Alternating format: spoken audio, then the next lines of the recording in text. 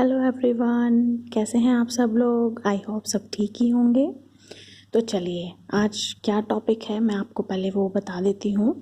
देखिए, आज हम आपके लिए जो लेकर आए हैं उसमें कुछ टिप्स हैं, और वो टिप्स क्या हैं, वो टिप्स ये हैं कि आप एग्ज़ाम्स में कैसे अच्छा करें, कैसे अच्छे मार्क्स लेकर आए। ठीक है, तो उसके लिए कुछ 10 पॉइंट्स हम लेकर आए हैं। तो मैं वन बाय वन आपको बता देती हूँ। वीडियो थोड़ा लंबा होने जा रहा है और आपको तभी सारा पता चल लगेगा जब आप वीडियो को एंड तक देखेंगे। तो चलिए हम स्टार्ट करते हैं। देखिए, सबसे पहले हमारा जो पॉइंट है वो है ऑर्गेनाइज योर स्टडी प्लेस।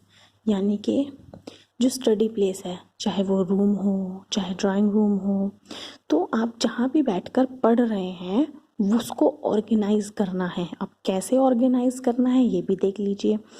सबसे पहले एनफ स्पेस हो, मतलब स्पेस अच्छा खासा हो। ऐसा ना हो कि आपको बुक्स रखने के लिए जगह ना हो, आप कभी उस रूम में जा रहे हैं कभी उस रूम में जा रहे हैं, तो मतलब स्पेस काफ़ी हो। दूसरा, एनफ लाइट, लाइट सही होनी चाहिए। ये ना हो कि आप जहाँ बैठ के पढ़ रहे हैं वहाँ पे लाइट ही ना हो, आपको अच्छे से दिखाई ना दे रहा हो बुक्स में। तो उससे क्या होता है, कम लाइट है या बहुत तेज़ लाइट है तो उससे आंखें भी ख़राब होने का डर रहता है। तो मतलब लाइट भी प्रॉपर हो। Third point is comfortable chair and table. That is more important point. ये बहुत ज़्यादा इम्पॉर्टेंट पॉइंट है। चेयर एंड टेबल कंफर्टेबल होना चाहिए। अब देखिए, अगर चेयर और टेबल कंफर्टेबल नहीं होगा, मान लो कि टेबल बहुत नीचे है चेयर बहुत ऊंची है, या चेयर बहुत नीची है टेबल बहुत ऊंची है, तो वो आपको बहुत देर तक आप कंफर्टेबल पोजीशन में नहीं बैठ पाएंगे, जिससे आपको बैक पेन और नेक पेन भी हो सकता है। तो इसीलिए अपने लिए कंफर्टेबल चेयर एंड टेबल ज़रूर रखें। नेक्स्ट पॉइंट इज़ कि computer games and mobile phones are out of your sight. ये भी बहुत इम्पॉर्टेंट पॉइंट है।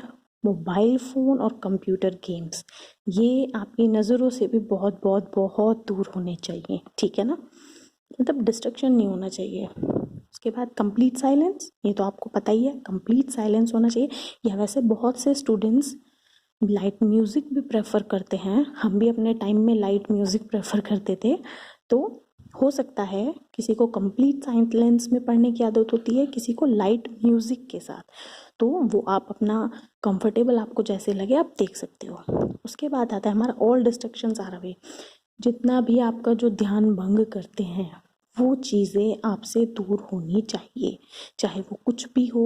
यानी कि आप जहाँ भी पढ़ रहे हैं वो बिल्कुल कंफर्टेबल प्लेस होना चाहिए, ऑर्गेनाइज्ड होना चाहिए, लाइट अच्छी होनी चाहिए, स्पेस ठीक होना चाहिए। ठीक है, उसके बाद आते हैं हम use flow charts and diagrams. देखिए, हम कोई भी चीज़, एक तो होता है कि हम सुनते हैं और एक होता है हम देखते हैं। तो देखिए, सुने हुए से ज़्यादा देखा हुआ ज़्यादा याद रहता है, ये सबको पता है। ठीक है, तो अगर हम जितना अपने नोट्स में फ्लो चार्ट्स और डायग्राम्स का यूज़ करेंगे हमारे लिए उतना ही अच्छा होगा, हम उतना ही अच्छे से चीज़ों को याद रख पाएंगे। तो अपने नोट्स में फ्लो चार्ट्स और डायग्राम को ज़्यादा से ज़्यादा ऐड करें। ठीक है, next point is explain your answers to others. देखिए, क्या होता है, मैं कुछ पढ़ रही हूँ, मान लो मैंने वो पढ़ लिया, मेरे को समझ आ गया, लेकिन अगर मुझे सामने वाला कहे कि मुझे एक्सप्लेन करो, मान लो मैंने पाइथागोरस थ्योरम पढ़ ली, डेरिवेशन हो गया और मेरे माइंड में सेट हो गया, लेकिन अगर मुझे कोई कहेगा कि एक्सप्लेन करो, मुझे समझाओ, तो क्या होगा, उसको समझाने से वो चीज़ें ज़्यादा मेरे दिमाग में सेट हो जाएंगी। मतलब स्टेप बाय स्टेप मेरे को रटने की ज़रूरत नहीं पड़ेगी, स्टेप बाय स्टेप वो चीज़ें मेरे माइंड में अपने आप सेट होती चली जाएंगी। तो अपने आंसर्स को दूसरों को एक्सप्लेन करो। ठीक है, next is discuss with friends और ग्रुप डिस्कशन। देखिए, ये भी बहुत इंपॉर्टेंट है। मान लो आप फ्रेंड्स के साथ डिस्कस करो, उनसे उनको क्वेश्चन करो, वो आंसर करेंगे, वो क्वेश्चन करेंगे, आप आंसर करो, ग्रुप डिस्कशन करो, कोई टॉपिक लो, उस पर एक पॉइंट आप बताओगे, 2 पॉइंट आपके फ्रेंड्स बताएंगे, 2 वो बताएंगे, 4 आप बताओगे, तो उससे क्या होगा, चीज़ें जल्दी से याद होंगी, सेट हो जाएंगी।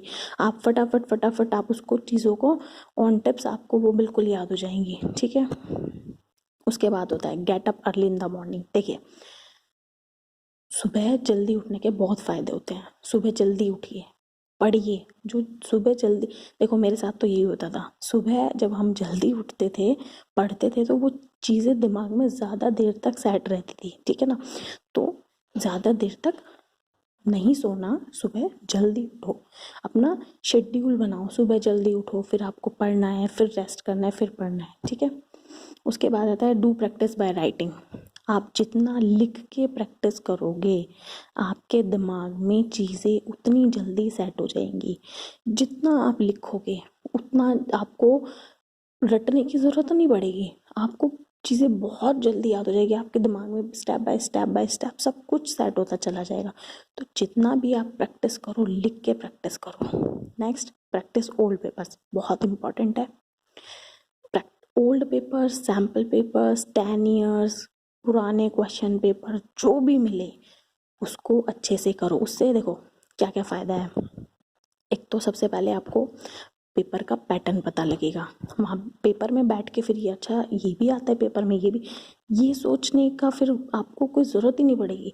आप जब सैम्पल पेपर्स की पहले ही प्रैक्टिस कर लोगे ना, तो आपको पैटर्न पता चल जाएगा, इतने नंबर का ये सेक्शन आता है, इतने नंबर का ये सेक्शन आता है, इतने नंबर का ये सेक्शन आता है, इतने इतने नंबर्स के क्वेश्चंस आते हैं। आपको पहले ही आपका माइंड सेट हो जाएगा। दूसरा, आपको क्वेश्चंस की नॉलेज हो जाएगी, ऐसे क्वेश्चंस पेपर में आते हैं, ठीक है। उसके बाद टाइम मैनेजमेंट हो जाता है आपका, कि आप ओल्ड पेपर की जो प्रैक्टिस करने से क्या होता है, आप टाइम मैनेज कर लेते हो कि मुझे इतने टाइम में ये क्वेश्चन ये सेक्शन ख़त्म करना है, इतने टाइम में ये सेक्शन ख़त्म करना है, ठीक है ना। जो वहाँ पेपर में बैठ के फिर आपको ये नहीं होगा आपने एक सेक्शन में तो 1 घंटा लगा दिया, एक सेक्शन में आप 10 मिनट में कर रहे हो, जल्दी जल्दी वो छूट गए 2 क्वेश्चन, तो वो ऐसे मैनेज नहीं हो पाता। तो ये कैसे मैनेज होता है, सबसे पहले आप पुराने सैम्पल पेपर्स की प्रैक्टिस करो, ये बहुत बेस्ट आइडिया है। उसके बाद होता है ड्रिंक प्लेंटी ऑफ वाटर, खूब सारा पानी पीजिए, अपने को हाइड्रेटेड रखिए, ठीक है। उसके बाद टेक प्रॉपर रेस्ट, ये बहुत ज़रूरी है। ऐसा नहीं है कि आप देखिए, अगर आप पूरी रात बैठ के पढ़ रहे हो तो आप दिन में रेस्ट कीजिए। ऐसा नहीं है कि आप रात तक पढ़ रहे हो, दिन में भी पढ़ रहे हो, रेस्ट नहीं ले रहे हो, तो आप वो चीज़ें पढ़ तो रहे हो लेकिन वो चीज़ें आपके दिमाग में सेट नहीं होंगी। समझ आ रहा है ना, क्योंकि आपके दिमाग को भी रेस्ट चाहिए, ठीक है ना। तो दिन में पढ़िए, फिर दोपहर में थोड़ा रेस्ट कीजिए, फिर पढ़िए, फिर रेस्ट कीजिए, आपको जैसे सूटेबल लगे ऐसे करिए, लेकिन रेस्ट बहुत ज़रूरी है। लेकिन ऐसा भी नहीं कि आधा घंटा पढ़ के आप 4 घंटे रेस्ट ले रहे हैं, वो भी सही नहीं है। 2 घंटे पढ़िए, 1 घंटा रेस्ट लीजिए, ठीक है। उसके बाद आता है plan your exam day, that is more important. Exam day को प्लान करो, कैसे, देखिए ये प्लानिंग आपकी पहले से होनी चाहिए। आपको पता लग जाता है मेरा सेंटर कहाँ पे है, मुझे कहाँ जाना है, तो आप अपना डिस्टेंस देखिए कितना टाइम लग जाएगा। एक अगर आपको लगता है कि थोड़ा मुश्किल है, एक बार पहले जाके देख लीजिए, आपको पता लग जाएगा। उसके बाद आपने ज़रूरी सामान, roll number, pen, pencil, sketch, scale वगैरह सब कुछ अपना रख लिया, नहीं रखा या कुछ मिसिंग है, तो ये सब अपना प्लान करके चलिए। मुझे कितने मिनट पहले पहुंचना है, कैसे क्या करना है, तो ये सब अपना पूरा प्लान करके चलिए, ठीक है। तो ये हम आज आपके लिए 10 टिप्स लेकर आए थे कि एग्ज़ाम्स में आप अपने अच्छे मार्क्स कैसे लेकर आएँ। और हाँ, एक और पॉइंट है कि चीज़ों को रटिए मत, समझिए। आप जितना समझ के करेंगे आपको उतना अच्छा याद रहेगा, उतने अच्छे से आप लिख पाएंगे। अगर आप चीज़ों को रटोगे तो वो सब मैसअप हो जाएगा और मतलब कुछ आप दिमाग में नहीं रख पाओगे, ठीक है। तो मेरे हिसाब से ये 10-11 पॉइंट्स थे, बहुत ज़रूरी है, बहुत अच्छे पॉइंट्स हैं। आप इनको थोड़ा सा फॉलो कीजिए और अपने एग्ज़ाम्स के अकॉर्डिंग प्लान कीजिए, अपनी तैयारी करिए। और अगर हमारी वीडियो अच्छी लगी हो तो लाइक और सब्सक्राइब कर दीजिए। Thank you.